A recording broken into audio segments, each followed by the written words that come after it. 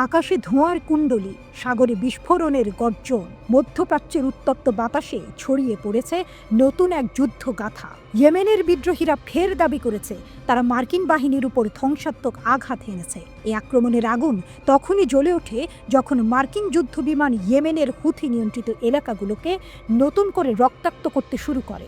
একদিকে দখলদারদের তাণ্ডব, অন্যদিকে প্রতিরোধের শপথ। প্রতিটি মুহূর্ত যেন রুদ্ধশ্বাস। ইয়েমেনের সামরিক বাহিনীর মুখপাত্র ইয়াহিয়া সারি ঘোষণা করেছেন, টানা ৬ষ্ঠ দিনের মতো এবং আমাদের দেশের বিরুদ্ধে আমেরিকান আগ্রাসনের প্রতিক্রিয়া হিসেবে ইউএভি বাহিনী মার্কিন বিমানবাহী রণতরী USS হ্যারি এস ট্রুম্যানের অন্তর্গত বেশ কয়েকটি যুদ্ধজাহাজ লক্ষ্য করে বেশ কয়েকটি ড্রোন ব্যবহার করে সামরিক অভিযান পরিচালনা করেছে। এক জ্বলন্ত হুঁশিয়ারি যেন প্রতিধ্বনিত হচ্ছে সমুদ্রের প্রতিটি ঢেউয়ে। কিন্তু কোথায় প্রমাণ?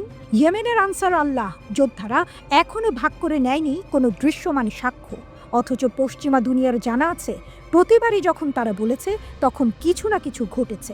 ইয়েমেনের বিদ্রোহীরা দ্ব্যর্থহীন কণ্ঠে জানিয়ে দিয়েছে, গাজার ওপর ইসরায়েলি আগ্রাসন বন্ধ না হওয়া পর্যন্ত আমাদের প্রতিরোধ থামবে না। প্রতিটি ক্ষেপণাস্ত্র যেন লিখে চলেছে এক শপথ, এই লড়াই এক মুহূর্তের নয়, এই প্রতিরোধ এক দিনের নয়, যতক্ষণ না ন্যায় প্রতিষ্ঠিত হয়। একটানা ৬ষ্ঠ দিনের মতো আকাশে উড়ছে ড্রোন, সমুদ্রে গর্জে উঠছে আগুনের বল, আর প্রতিরোধের সাহসিকতায় স্পন্দিত হচ্ছে ইয়েমেনের বুকে ফুটে ওঠা প্রতিটি পদচিহ্ন। এ যেন সমুদ্রের বুক চিরে বয়ে আসা এক নতুন ইতিহাসের ঢেউ। প্রতিটি উড়ন্ত মারণাস্ত্র যেন বহন করছে এক সুনির্দিষ্ট বার্তা, প্রতিরোধ কখনো মরে না। অন্যদিকে মার্কিন শত্রুরা নিজেদের রণকৌশল আঁকড়ে ধরে মরিয়া। গত কয়েক ঘন্টা ধরে তারা হামলা চালিয়েছে ইয়েমেনের একাধিক গভর্নরেটে। গাজার নিপীড়িত ফিলিস্তিনি জনগণের জন্য ইয়েমেন যেন আওয়াজ না তোলে, সেই চেষ্টায় মরিয়া এক আগ্রাসী শক্তি। কিন্তু ইতিহাস সাক্ষী, প্রতিরোধ কখনো থেমে থাকে না।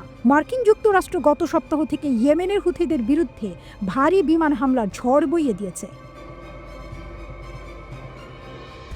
ট্রাম্পের ঘোষণা বনাম প্রতিরোধের বাস্তবতা। মার্কিন প্রেসিডেন্ট ডোনাল্ড ট্রাম্প রণহুঙ্কার ছুঁড়েছেন, হুথিদের সম্পূর্ণরূপে নির্মূল করা হবে। কিন্তু বাস্তবতা কি বলছে?